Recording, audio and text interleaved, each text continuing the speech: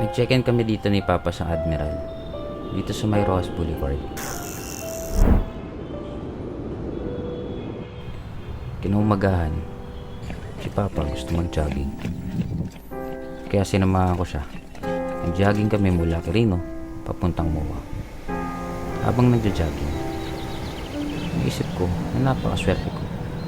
Hanggang ngayon, kasama ko pa rin si Papa. Nakakabanding ganun. 35 na ako. Si Papa naman, 69.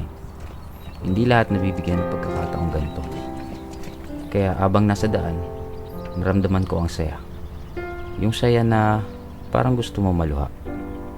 Kung magbabalik tanaw ako sa hinaharap, ito ang isa sa mga alaalang yun. May nakasalubong rin pala kaming grupo na magja-Japan. Nagpapa-shoutout. Siyempre, sumama din si Papa. Gusto ko lang magpasalamat sa itaas dahil sa araw na ito. Pa, hindi ko man araw-araw na nasasabi at napaparamdam. I love you.